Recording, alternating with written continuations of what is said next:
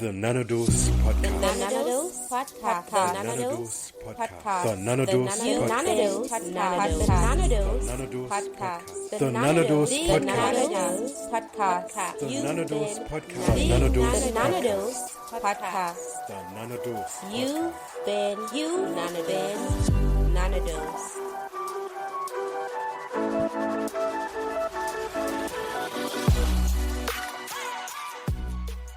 Welcome, Nanodoses, to another episode of the Nanodos Podcast. I am your host, Shiva, and you already know that this is a podcast where real life and real conversations meet intentional living. Nanodoses, what day is today? What are we celebrating today? We are celebrating Mother's Day, or heroes, or cheerleaders, or everything. And we want to let them know how much we care, how much we love them, how much we cherish them. So yes, welcome to this or special Mother's Day episode. And we're going to be celebrating mothers by having conversations we rarely have. See, motherhood is beautiful. Yes, it is. But motherhood is also exhausting. Motherhood is also overwhelming. Motherhood is hilarious. Motherhood is sacrificial. And at times, motherhood is completely chaotic. So today we're going to be hearing directly from real mothers, not AI mothers, through different questions being asked. And they're going to give some real honest and revealing opinions on these questions. Throughout the episode, we're going to be sharing some eye-opening statistics that's going to remind us how much mothers carry on a single day. So, keep listening. In fact, send this episode to your mom and let her know how much you care, because this episode is dedicated to her. Mom, if your child sent you this episode, he or she loves you. Much, much, much, much love sent from your child to you, mom. All right. So did you know, guys, that studies show mothers spent an average of 14 to 18 hours per week on child care tasks alone, while often neglecting work, sometimes home responsibilities, or even emotional labor? 14 to 18 hours. That's insane. In fact, that's basically a part-time job if you really think about it. And that is on top of their full-time responsibilities. So we're going to be starting right there. That's where motherhood begins. It begins with sacrifice. So I asked the mothers this question: do children fully understand their mother's sacrifices? Let's listen to what they said. Children do not fully understand their mother's sacrifices, at least not just yet. They do not understand how much, as mothers, we deny ourselves, put them first, just because we want them to advance in life, just because we want them to achieve their goals, their dreams, their aspirations, to become who we did not at times get a chance to become. However, as they get older and, even as some of them become parents, that is when they will look back and begin to understand the sacrifice that their mothers made. Hi, my name is Ashley and I'm a mom of 3. Do I think kids fully understand the sacrifices that moms make? Absolutely not. They do not know the full scope of what it means to be a mom and all the things that we have to do. And it's honestly just because they don't fully understand how the world works. They don't know what are bills. They don't know that, I have to be waking up before them and going to sleep after them to make sure that they're okay. Like, they just don't understand. And I completely agree with these moms. Children do not fully understand the sacrifices they would have been making, not until they get older. Oftentimes children will be seeing the hot meals, but there was effort and sacrifice going to preparing those meals. They would have seen a clean house, but there was effort going into ensuring that the house is clean. They see clean laundry, but mothers would have sacrificed time. And there was a lot of effort that goes into ensuring that the clothes are gathered up together, that the laundry sorted out, washed. And most of us here in Jamaica don't have a dryer, so hang out the clothes on the line. It takes time. It takes sacrifice. And there's so many unseen sacrifices that moms make. There's so many personal sacrifices that moms make. And so we have to give it to our moms. They do make immense sacrifices every single day for their children. It is interesting how research even shows that on a nightly basis, mothers lose up to 4 hours of sleep during early parenting years. Can you believe that? And I strongly believe it's more, especially after birthing a child. We know that the first 6 months, we can even put it to 3 months, is treacherous. I have seen it. It can be treacherous, as the truth, because the constant feeding, the constant crying of the baby, the constant pooing, it's ongoing.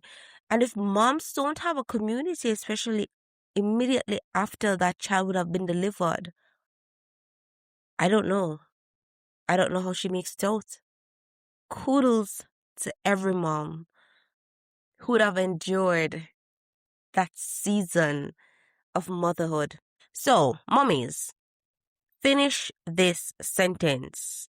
Being a mother means... Being a mother means waking up each morning knowing that your life has purpose. There is someone depending on you to love them and guide them. Being a mother means just knowing that you are connected to this person and that this precious child was actually inside of you. It means just loving someone unconditionally. Being a mother means to be selfless, to worry about other people's wants before yours, to worry about other people's needs before yours, and to cater to other people before you can even begin to cater for yourself. Notice none of these answers were about the ease of motherhood. Most of them, if not both of them, were about selflessness, about endurance, about showing up, about love. Social media, movies, music, magazines, they all give that imagery of the picture perfect motherhood. But you know what real life gives mothers? It gives them cold tea. Like in the mornings, you wake up, you make a cup of tea and you go to your business. And then they get so preoccupied with other things. And then when they go back to the tea, it gets cold. Yeah, it gives them cold tea. It gives them unfinished meals. It makes them spiral consistently, wondering if they're actually doing enough for their children. And so society gets it wrong sometimes about what motherhood looks like. So let's find out from the moms. What's one thing society gets wrong about motherhood? I believe that one thing that society gets wrong about motherhood is that motherhood does not enhance the aesthetics appeal of your body. So you get the impression that, once you become a mother, then your body does not look as sexy, as attractive as it looked before you became a mother. What's one thing society gets wrong about motherhood? I think they don't realize how mentally draining motherhood is. There is so much mental load that you have to carry and that you have to do. Like, you have to keep a track of everything that's going on in the house and with your kids. And then on top of that, you have to be worrying about yourself too. So it is very mentally draining, and there's so much invisible work that goes into it that nobody really seems to notice, but when it's not done, everybody realizes. Hey everyone, so I'm Simone, and the biggest lie for me about motherhood would have to be the lie of omission. I don't think we were told what motherhood. I think it came as a shocker to me. I was just blown out of the waters because I just never knew what I was in for. I don't think I was told any lies about motherhood. What I can say is that it is a lot harder than most women let on.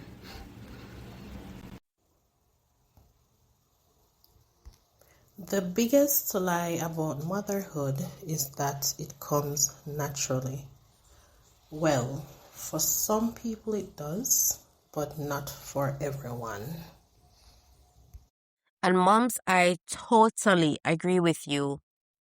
In addition to what you said, I too want to highlight a lie about motherhood or something society gets wrong about motherhood, and that is the natural instinct myth. Not everything is going to come naturally. I'm naturally not going to know how to do something, how to say something, how to respond to something. Most times I'm going to learn through trial and error. That's just what it is. Another thing too is a bounce back culture. A mom would have spoken about motherhood not looking aesthetically pleasing.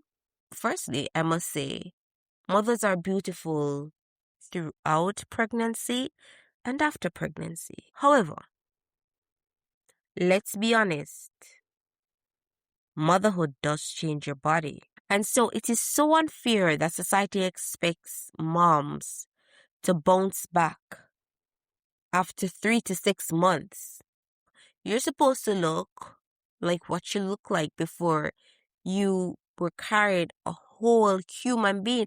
That's rather too much weight to be putting on new moms. It's unfair. Another one to moms are the super mom expectation. Yeah, I can do bad all by myself. No. Doing everything without support should not be normalized. Moms are doing this, doing that, good, go to the grocery store, clean the house, helping with homework. No, it should not be normalized. Dads, help out the man, help out mommy. And funny enough, survey actually shows that 70% of women, they report feeling regularly overwhelmed by parenting expectations. And that 70% tells you one major thing. If motherhood feels hard, that doesn't mean you're failing, because look at the quality of your children. Yeah, you're producing good kids. So it does not mean you're failing. It just means, moms, you're human. So what I've done, I asked 2 questions, right, to different moms. So the first set of moms are going to answer the question: if you could speak to yourself before becoming a mother, what would you say? And in the same breath, a new set of moms are going to answer the question: what advice would you give to new moms? And we're going to be doing it like this because it's basically old versus new, old self versus new self. What I wish I knew versus what I know now, what I think you should know. All right, so let's hear from the moms. If I could have given myself some advice, I'd probably say don't do it. I mean, I don't have any regrets. But I probably would have said as well, if you're doing this, just know that it is very hard, but somehow it's rewarding. Every time I see my son happy, I'm at peace, and that's that. If you could speak to yourself before becoming a mother, what would you say? I would say the hard days do not make you a bad mother. I would tell myself to rest and to trust your instinct. You're never wrong. You'll never be wrong. Trust the instinct. Listen to the Holy Spirit, because Holy Spirit is there to guide you once it is that you're willing to listen. But listen to Holy Spirit. Trust your intuition as a mother. It is never wrong. My advice to young mothers is this. The gift of motherhood is one of the greatest ever. Ensure that you dedicate your child to the one who enabled you to become a mother. Train the child in the way of the Lord. And I also say to you, as a new mother, model the behavior that you want your child to display. And if it is that you train the child in the way of the Lord and model the behavior you want to see, then of course you'll always be a proud mother. What advice would I give to new mothers? I would say to do not forget about yourself. It is so easy to run yourself dry as a mother because you're taking care of everybody else in the world. You're a wife, you're a mom, you're an employee, you're a sister, you're a this. Like, there's so many hats that you wear, but you have to remember yourself. You have to remember to pour into yourself, because if not, you will completely run dry. Nana Dosas, if you notice, each answer gave some element of grace, patience, faith. Those are common themes in the responses of moms, and I believe that's because those are the things that mothers need the most. Now we're entering into a new segment. It is called Truth or Cap. Truth meaning it's real, cap meaning it's exaggerated. And what's going to happen is I'm going to read some statements and you're going to tell me, moms, if it's truth or cap. All right, let's go.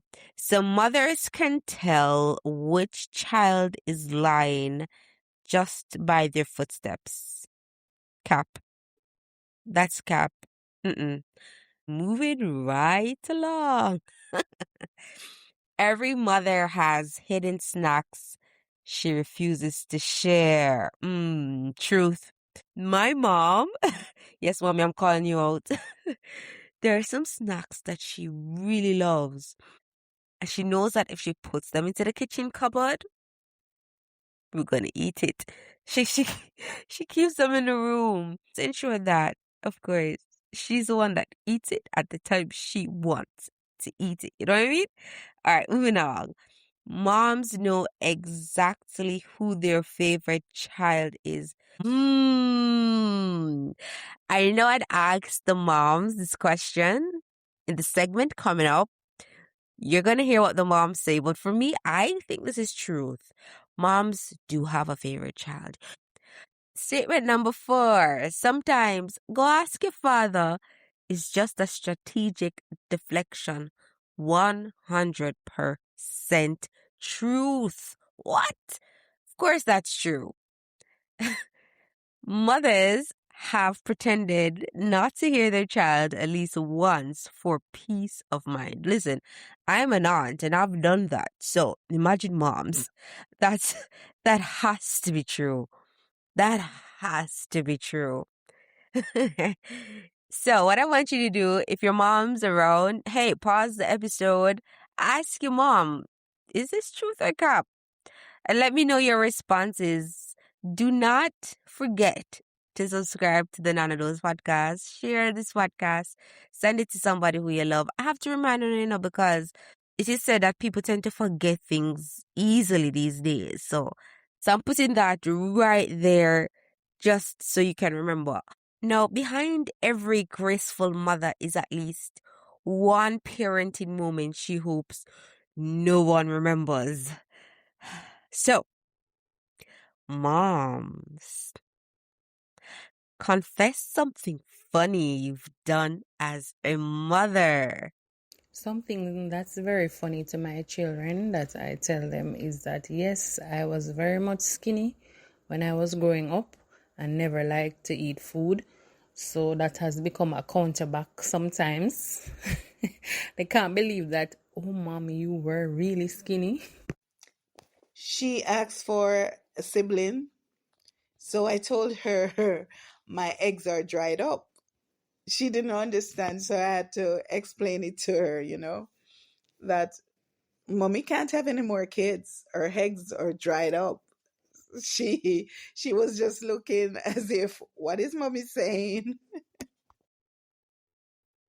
Hey, moms, and easy, The things you tell your kids. Oh my goodness. Good times indeed. Now, relatable intermission. Children, step forward, please, and thank you, moms. You can have a seat until we need you again. And kids, I want you to tell me how many of these classic mom lines you've heard. You ready? Let's go. Number one, because I said so. Oh my goodness. I've heard this more than I can count. Here's another one. Money doesn't grow on tree. Especially in Christmas and summertime. Hear this so often. Here's another one. You'll understand when you have children. Well, guess what? I don't have no children yet. And I think I understand. I may not understand everything, but I do think I have a clear understanding of whatever it is.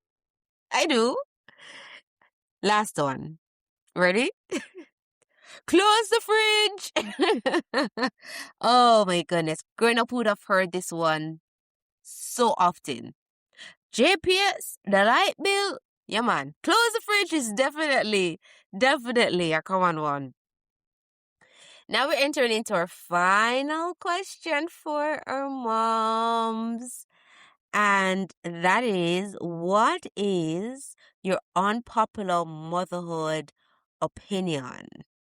All right, moms, let's hear your responses.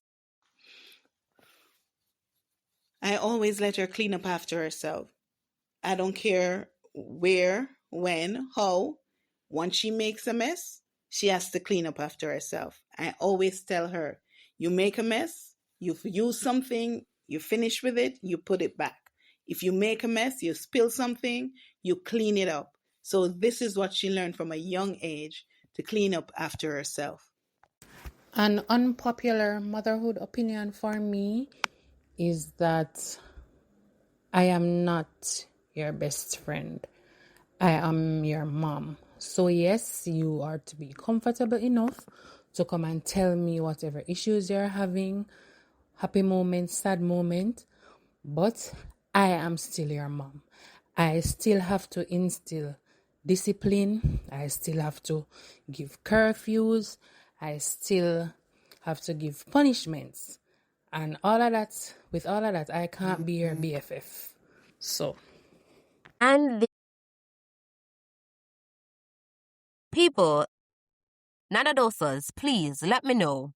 Truth or controversy? I want to know what you think. Right? But guys, there you have it.